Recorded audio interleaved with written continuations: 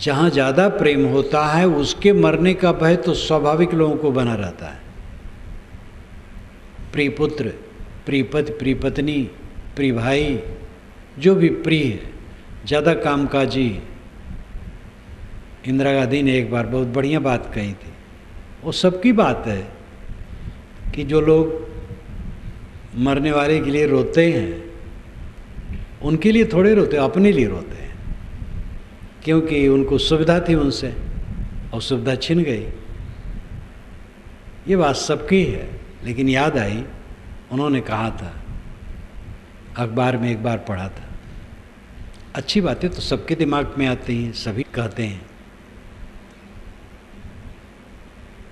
घर में एक ऐसा व्यक्ति हो जो निकम्मा हो, मर जाए, कोई परेशानी नहीं होती, और अगर वो ज़्यादा परेशान करने वाला हो तो खुशी होती। अपना ही पुत्र हो, खाट पर पड़ा हो, डॉक्टर ने कह दिया हो ये खड़ा नहीं होगा आप, और आप लोगों को सेवा इसकी जीवन भर करना पड़ेगा, उठाना, बैठाना, टट्टी कराना, उसकी टट्टी धोना, उसके मुख में ग्रास डालना, सब कुछ करना पड़ेगा।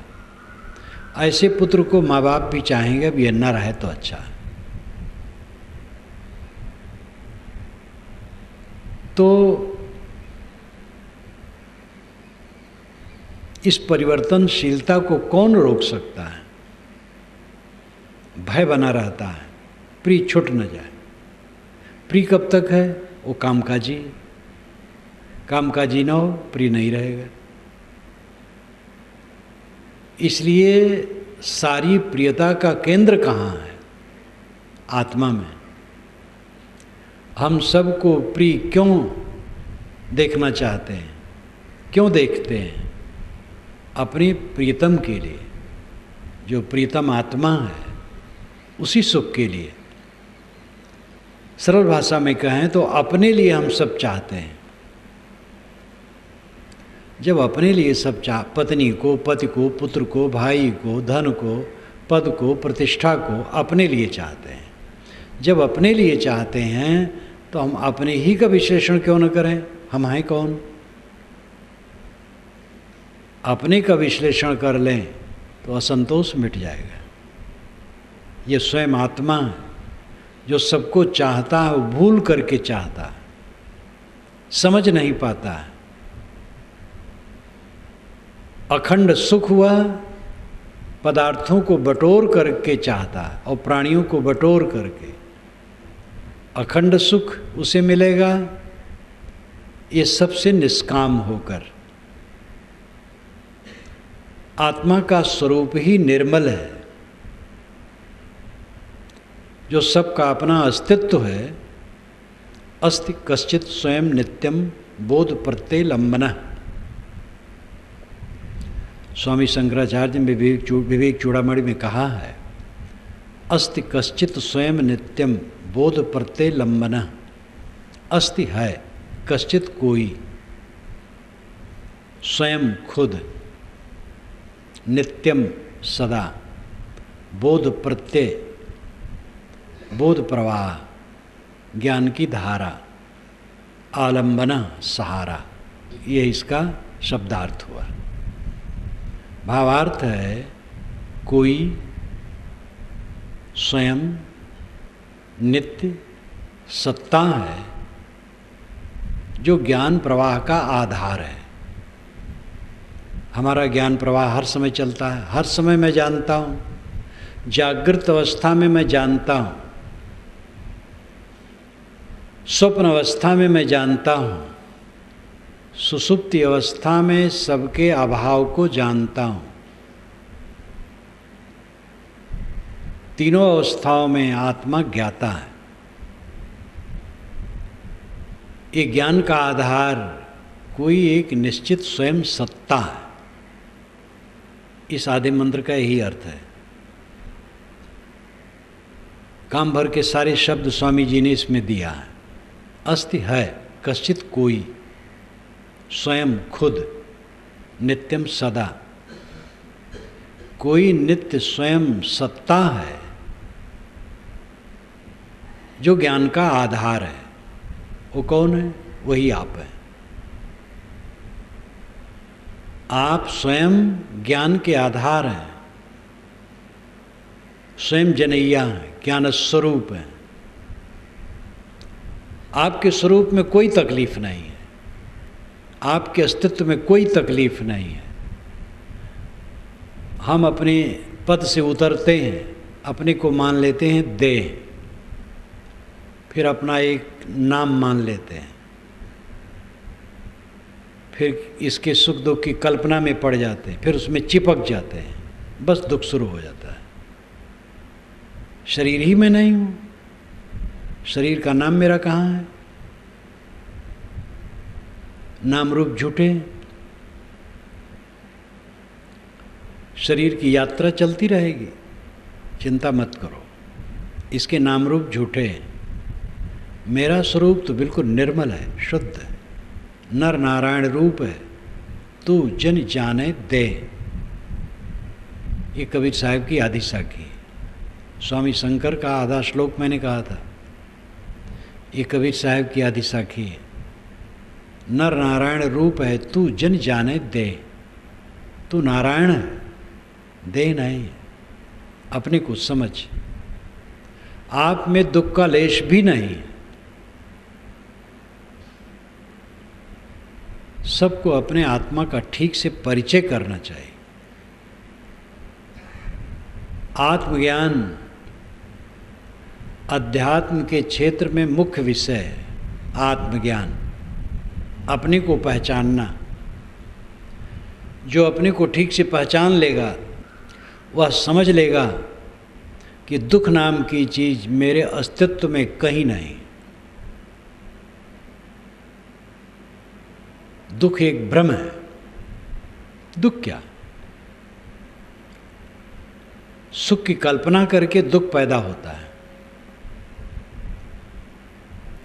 अनादिकाल से स्वरूप के अज्ञान से विषयों में आसक्ति हो गई है, इसलिए विषयों में सुख की कल्पना है और उसको पाने के लिए हाथ पैर मारते रहते हैं और मिलती नहीं ये चीज़। सामान्य को नहीं, बड़े बड़े धनियों को नहीं मिलती। एक बार ऐसी छोटी सभा में गया था जहाँ करोड़पति लोग थे, 50-60 लोग रहे होंगे, डाबर, भंडारी, कोठारी, मारवाड़ियों के जो सरनेम होते हैं। किसी के चेहरे पर रौनक नहीं थी। और बात याद आई, गत बरस जब कलकत्ता से मैं लौटा था तो कई लड़के बंगाल के यहाँ कॉलेज में पढ़ते हैं, वो उसी में उनका रिजर्वेशन था। एक लड़के का तो मेरे सामने था, उसका मित्र सामने आके बैठ गया, ज़्यादा संवेदनशील था। उसने कहा, महाराज इस पूरे डिब्बे में आप लोग जो 2-3 हैं, इनके समान मैं किसी को प्रसन्न नहीं देखता हूँ पूरे डिब्बे में। हमने कहा भाई ये तो आप समझे कुछ। कहे आप लोग जितना प्रसन्न देखते हैं कोई नहीं दिख रहा, क्या कारण है? अब वो ऐसा रहा होगा, विचारक, चिंतक, सोचता होगा, परखता होगा। हम क्यों हरदम उदास बने रहते, दुखी बने रहते हैं? प्राणी पदार्थों की मान्यताओं का दाब हमारे दिमाग पर बना रहता है, इसलिए हरदम खिन्न, दुखी, असंतुष्ट। क्या हो जाएगा? कोई मर जाएगा, कोई नई बात है। प्रिय का वियोग हो जाएगा, अप्रिय का संयोग हो जाएगा, अप्रिय का संयोग होने के बाद वो भी वियुक्त हो जाएगा। बीमारी आ जाएगी, चली जाएगी, अपमान हो जाएगा, सम्मान भी आ जाएगा। इस सब में क्या रखा है? जब तक हम भौतिक धरातल से अपने मन को ऊपर नहीं उठाएंगे, तब तक ये अवसाद, ये पीड़ा, ये वेदना, ये असंतोष, ये दुख मिटेगा नहीं। 10 वर्ष के पूर्व आपको अपमान मिले थे, सम्मान भी मिले थे, अनुकूल प्राणी पदार्थ मिले थे और प्रतिकूल भी मिले थे। आज कुछ है? 20 वर्ष के पूर्व, 30 वर्ष के पूर्व, 50 वर्ष के पूर्व कल मिले थे, आज वो है। ट्रेन में हम बैठते हैं, प्रेमी मिल जाते हैं, व्यंग करने वाले मिल जाते हैं, दोनों छूट जाते हैं। यहाँ क्या रहता है? विचारों का प्रवाह चित्त में जब तक चलेगा नहीं, चित्त की काई कटेगी नहीं। इसी काई में पड़े सब सड़ रहे हैं सदा से। कोई नई बात जीवन में क्या किया आपने? सोचिए। खाया, रूप देखा, स्वाद में आनंद की कल्पना की, अनुकूल शब्द सुनने की चेष्टा की, काम भोग में उद्वेगित हुए, राग किए, द्वेष किए, कलह किए, पैसा जमा किए, खर्च किए, हानि को देखे, लाभ को देखे, अनुकूल को देखे, प्रतिकूल को देखे। नया काम क्या किए? नया काम एक ही है, अपने मन को भौतिक धरातल से ऊपर उठा लेना। ये सब पानी की बुलबुले की तरह बन करके मिट जाने वाले हैं, स्वप्न की तरह खो जाने वाले हैं, कुछ भी रहने वाला नहीं। जिस पर हम जीवन भर अपना अधिकार माने बैठे हैं, वो स्वप्न नहीं, सुसुप्त की तरह हो जाएगा। सपने की तो याद होती है, लेकिन जब शरीर छूट जाएगा तो इसकी याद भी नहीं होगी। इन विचारों को अपने चित्त में ला करके जब तक हम उसे इससे उबारेंगे नहीं, तब तक मन का असंतोष मिटेगा नहीं। पदार्थों, प्राणियों के प्राप्त होने से असंतोष मिटता नहीं है। अनुकूल प्राणी पदार्थ जब प्राप्त हो जाते हैं तो क्षणिक संतोष होता है और उसमें हम रम जाते हैं, और उसका परिणाम यह होता है कि दुख का और बीज बो लेते हैं। फिर जब वियुक्त होता है तब पीड़ा होती है। काम भोग में आदमी पड़ा तो उसको संतोष हो गया। पहले उसके मन में काम की खलबली आई तो असंतोष हुआ। अब उसको लगा ये करने को मिले तो संतोष होगा। पुरुष है, स्त्री को पाया, स्त्री है, पुरुष को पाई तो संतोष हो गया। संतोष नहीं हुआ, वो असंतोष का बीज बोया। संतोष लगता है क्योंकि वृत्ति थोड़ी स्थिर हो जाती है, परंतु वही आसक्ति उसको और दौड़ाती है, वही अध्यास और खींचता है। दौड़ते दौड़ते कोई थक गया, बैठ गया, विश्राम करने लगा, आनंद आ गया, लेकिन वो दौड़ने के लिए ही विश्राम कर रहा है। जहाँ शक्ति आई फिर दौड़ेगा। भोग क्रिया में एक विश्राम की कल्पना हो जाती है, लेकिन दौड़ने के लिए आदमी मानो शक्ति भरता है। भोग क्रिया में लगने से विश्राम जैसा लगा, लेकिन उसमें एक शक्ति अर्जित हुई और फिर भोग में दौड़ा। यही सदा से करता आया है और भटकता आया है। एक रस सुख चाहो तो विषयों से अपने को अलग करो।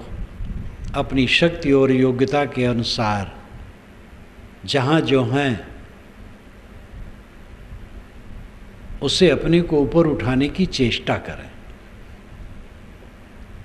बहुत रागी भोगी हैं, घटाव हैं। जो ज़्यादा साफ सुथरे मन के हैं और जीते हैं। जो काफ़ी ऊपर उठ गए हैं पूरा जीत लें। सबके लिए संभावनाएं हैं। और एक अत्यंत रागी व्यक्ति को भी ये काम करना है, आज चाहे कल चाहे परसों। भोग का मार्ग सुख का मार्ग नहीं, त्याग का मार्ग ही सुख का मार्ग है। गृहस्थी में आदमी क्यों फंसता है? क्योंकि वो समझता हम रह नहीं पाएंगे वैसे। जवानी में अंग मिलन की चेष्टा होती है, नर है तो नारी से, नारी है तो नर से। इस आकर्षण को वो मिटा नहीं पा रहा है, इसलिए गृहस्थ बना, उचित किया। परंतु अब तो देख लिया, जिसमें बड़ी लालसा थी वो तो देख लिया, एक बार, दो बार, चार बार, अनेक बार।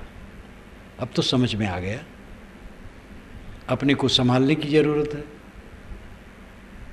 लेकिन वो धारा में बहने लगता है, क्या पाए उसमें? अपने को छीड़ किए, उद्वेगित किए, मलिन किए, पश्चाताप में डूबे, क्या पाए? ऐसे चुपचाप रहते कितना अच्छा रहा। आप कल्पना करो, जिस समय आपके मन में काम वासना नहीं होती, आपका क्या नुकसान होता है? सुखी रहते हैं।